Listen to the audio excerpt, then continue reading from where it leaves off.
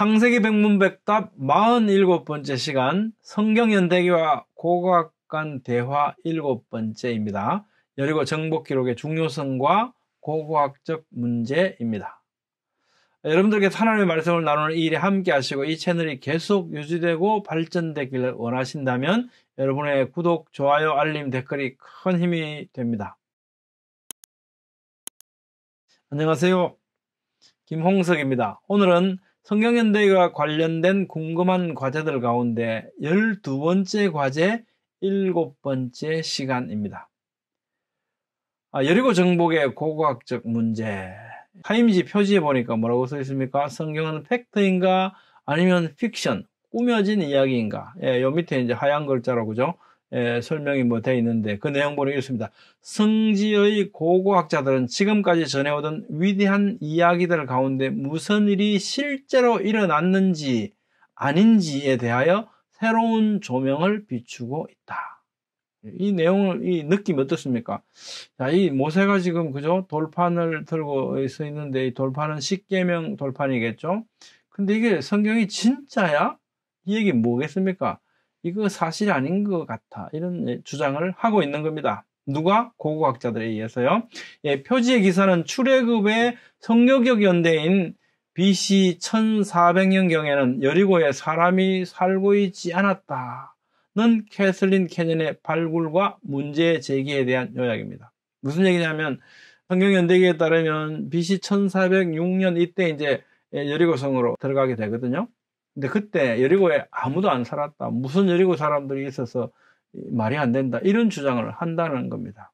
좋기 6년 동안 여리고 유적을 발굴하였던 캐슬린 캐년은 그 당시에 아무런 파괴의 증거도 발견하지 못했다고 합니다. 이렇게 말합니다. 이스라엘 백성의 노예 생활, 모세의 존재, 출애굽, 그리고 성지에 대한 여호수아의 군사적 정복을 포함하여 성경의 어떤 부분은 증거가 없거나 모순된다라는 겁니다. 증거가 없더라 이런 얘기입니다. 고고학적인 문제이죠.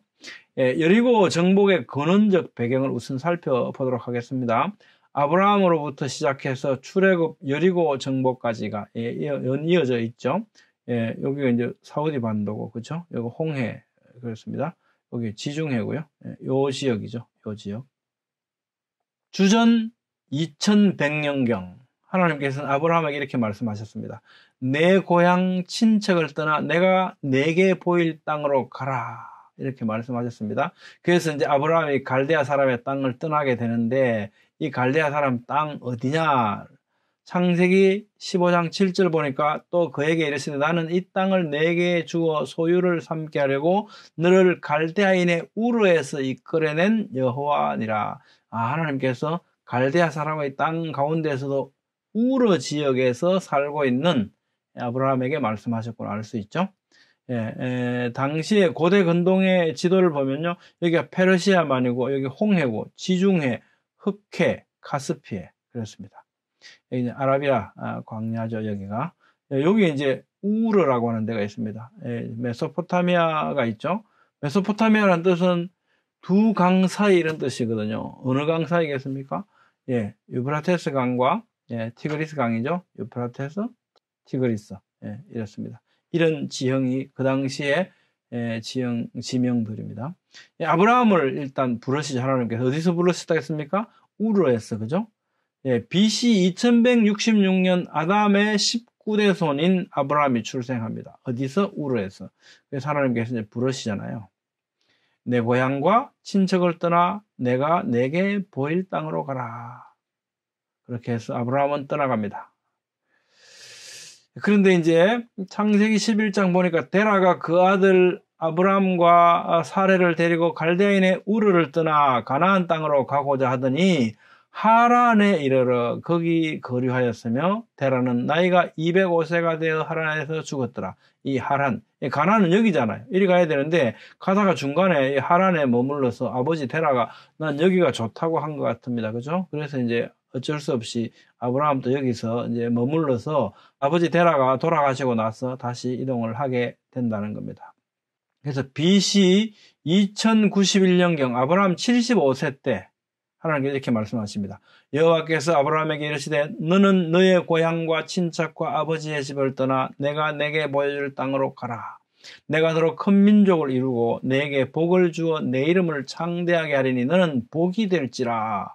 너를 축복하는 자에게는 내가 복을 내리고 너를 저주하는 자에게는 내가 저주하리니 땅의 모든 족속이 너로 말미암아 복을 얻을 것이라 하신지라. 아브라함이 하란을 떠날 때 75세였더라. 자, 이 말씀 보면, 그죠? 너를 축복하는 자에게는 내가 복을 내리고 너를 저주하는 자에게는 내가 저주하리니. 아브라함만 하나님께서 사랑하십니까? 아니겠죠. 왜 그렇겠습니까? 아브라함은 어떻습니까? 너는 복이 될지라. 땅의 모든 족속이 너로 말미암아 복을 얻을 것이라. 이게 무슨 말이겠습니까? 아브라함을 통해서 어떻게 모든 족속이 복을 얻을 수 있습니까? 예수님께서 바로 아브라함의 혈통을 따라서 오시겠다는 약속이거든요. 그렇기 때문에 너를 축복하는 자에게 내가 복을 내리고 너를 저주하는 자에게 내가 저주하리니 이 말씀을 하시는 거죠.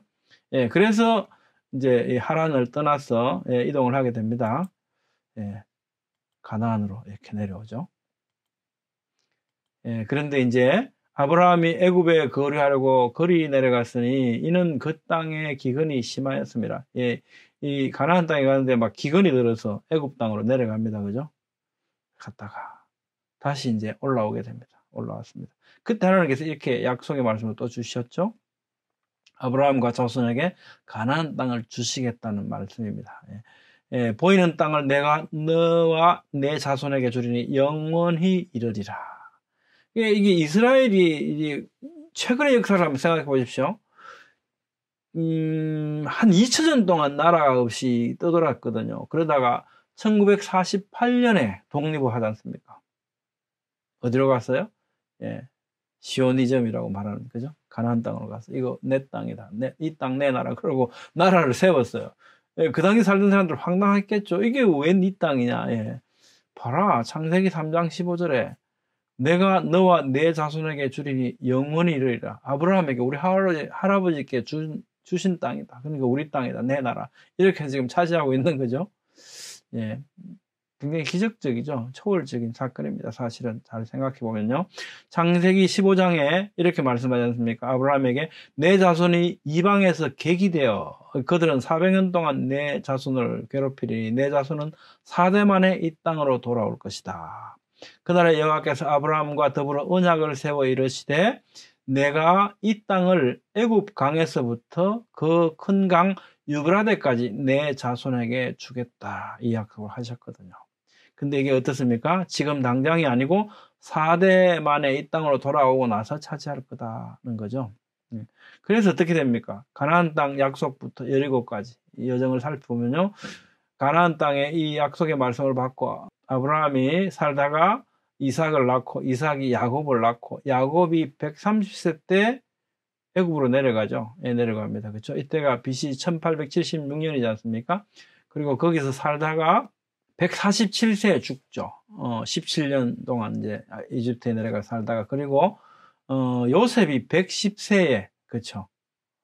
거기서 사망을 하게 됩니다. 여기까지가 창세기의 기록이죠.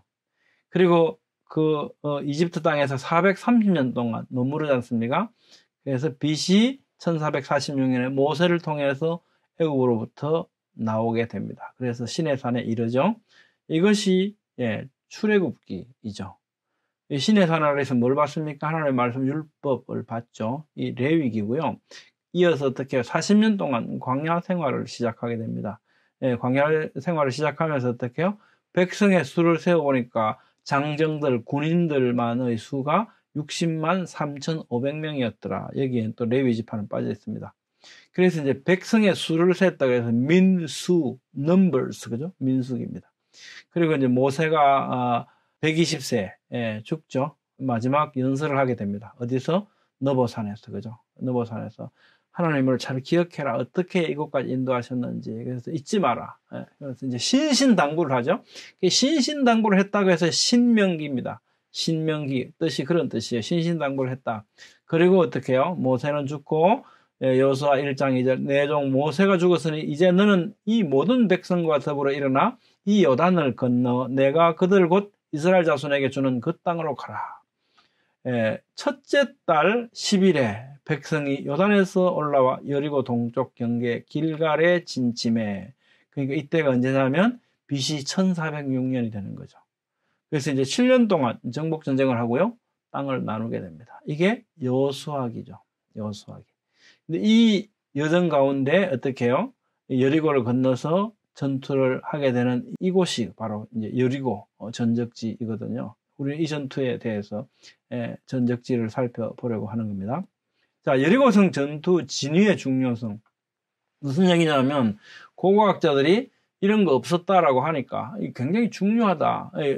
이 진위가 이게 불투명해지면 성경은 정말 곤란해지는 거죠. 자, 우선 그 의미를 보면요. 오실 그리스도에 대한 언약, 너는 복이 될지라. 땅의 모든 족속이 너로 말미암아 복을 얻을 것이라. 라고 말씀하신 아브라함 언약으로부터 그리스도 예수님에 이르는 역사적 여정 가운데 아주 중요한 사건입니다. 그리고 이 사건의 기록 가운데를 보면 예수님의 혈통조상인 기생 라합과 예수님의 십자가 사건을 예표하는 붉은 줄을 달아내려서 구원을 받게 하신 사건이 포함되어 있는 사건 기록이거든요. 그러니까 이런 기록이 사실이 아니라 그러면 곤란해지는 거죠. 그 다음에 지도자 여호수아라고 하는 이름의 의의를 보면요. 굉장히 특별한 의미를 또 갖고 있습니다. 여호수아, 그죠? 여호수아. 여호수아의 뜻은 뭡니까? 여호와는 구원이시다. 이런 뜻이잖아요. 이 여호수아, 예수님의 히브리식 발음이 뭡니까? 여호수아입니다. 같은 이름이에요, 사실은요. 자, 이제 이 단어를 보면 여호수아, 그죠? 3068, 3467 이렇게 해놨죠. 예, 이제 스트롱이라는 사람이 단어에 붙인 이름인데요. 이 3068은 여호와, 하나님, 여호와이고요. 3467, 그죠? 야샤, 구원하다. 하나님은, 여호와 하나님은 구원이시다. 이런 뜻이거든요. 이 여호와 하나님이란 이 여호와의 단어는 또 1961에서 유래했다고 되어 있지 않습니까? 1961 보면 하야, 이다 이런 뜻입니다. 출애굽기 3장 14절에 보면 하나님께서는 에헤예 아쉐로 에헤예라고 말씀하시거든요. 이게 그걸 이제 영어로 번역하면 I am that I am인 겁니다. 나는 나다. 나는 스스로 존재하는 자다. 스스로 있는 자다. 이렇게 말씀하시는 거죠. 예수님께서 신약에서 뭐라고 말씀하시냐면 본인 스스로를요, 에고에임이라고 말씀해요. I am이라고 말씀하십니다. 그러니까 하나님께서 출애굽기 3장 14절에 말씀하셨던 내 이름은 여호와다라고 말씀하신 그 의미와 예수님께서 에고에임이라고 하신 건 사실은 동일한 거예요. 하나님은 예수님이시니까. 그 이름이 어떻게 해요? 여호수아라는 이름 속에 있거든요. 그러니까 보십시오. 예수스, 그죠? 예수님은 신약 시대니까 헬라어 발음이란 말이에요. 예수스. 이 기원이 어디라고 그랬습니까? 예수라고 하는 이름의 기원이 히브리어 3091이잖아요. 3091이 뭡니까? 이 단어 여호수아거든요. 여호수아는 예수님하고 그 동일한 이름입니다. 여러 가지 의미를 갖고 있습니다. 자, 세 번째 중요성을 보면 수백만 명이 한꺼번에 요단 강물의 흐름을 멈추게 하시고 강바닥을 걸어서 건너게 하시고 소리를 질러 성을 무너지게 하심으로써 만유를 다스리시는 하나님을 나타내 보이신 사건이지 않습니까? 여리고 사건은요. 이것은 우리가 믿는 창조주 하나님의 스스로의 변정입니다. 나타내 보이시는 거죠. 모세는 홍해를 건넌 다음에 다음과 같이 찬송했잖아요. 출애굽기 15장 11절 보면 여호와여 신중에 주와 같은 자가 누구니까 주와 같이 거룩함으로 영광스러우며 찬송할 만한 위엄이 있으며 기이한 일을 행하는 자가 누구십니까? 라고 말씀하시죠. 무슨 얘기겠습니까? 세상에 어느 신 중에 스스로를 증명해 보이는 그런 신이 어디 있냐는 겁니다. 그러니까 우리는 어떻게 해요? 이 말씀들을 통해서 하나님께서 하나님의 능력을 하나님을 스스로 나타내 보이시고 믿을 수밖에 없도록 하신 거죠. 여리고성 정복 사건은 일상적인 군인들의 전투가 아니라 특이한 방법으로 하나님의 권능을 나타내 보이신 사건이거든요. 그래서 이 사건은 굉장히 중요한 겁니다. 그리고 이제 네 번째로 중요성을 살펴보면 후대에도 예언의 성취를 통해서 이 사건을 기억하게 하시거든요. 여호수아 6장 26절입니다. 여호수아가 그때 맹세하게 하여 이르되 누구든지 일어나서 이 여리고성을 건축하는 자는 여호와 앞에서 저주를 받을 것이라. 그 기초를 쌓을 때에 그의 맏아들을 이룰 것이요 그 문을 세울 때에 그의 막내 아들을 이루리라 하였더라. 이때가 BC 1406년경이거든요. 여호수아를 통한 이 예언은요, 약 550년 후에 그대로 이루어집니다. 열왕기상 16장 34절 보니까 그 시대에는 아합의 시대입니다. BC 874년에서 853년 이때죠. 베델 사람 히엘이 여리고를 건축하였는데 그가 그 터를 쌓을 때에 맏아들 아비람을 잃었고 그 성문을 세울 때에 막내 아들 스굽을 잃었으니 여호와께서 눈의 아들 여호수아를 통하여 하신 말씀과 같이 되었더라. 왜 이런 예언과 성취가 있을까요? 하나님 스스로를 입증해 보이시는 거잖아요. 네. 굉장히 중요한 사건이라는 겁니다. 여호수아는 구약 성경뿐만 아니라 사도행전 히브리서에 이르기까지 다 인용되고 언급되거든요. 그러니까 이 사건이 얼마나 중요합니까? 이 기록을 믿을 수 없게 되면 성경을 믿을 수 없게 됩니다. 네. 여러분들의 생각은 어떠십니까? 저는 이렇게 고고학적인 도전들을 만날 때 이런 단순한 여리고성 전투를 부인하는 것 이상으로 그 사건에 새겨진 하나님을 부인하게 만드는 심각성을 생각하게 됩니다. 하지만 고고학적 문제 제기에 대비라도 하신 듯이 여리고성 전적지에는 많은 증거들이 새겨져 있습니다. 다음 시간에는 일단 기록의 특성을 살펴보고 그 다음 시간에는 그 증거들을, 물리적 증거들을 찾아보도록 하겠습니다. 여러분들께서 하나님의 말씀을 나누는 이 일에 함께 하시고 이 채널이 계속 유지되고 발전되기를 원하신다면 여러분의 구독, 좋아요, 알림, 댓글이 큰 힘이 됩니다. 감사합니다.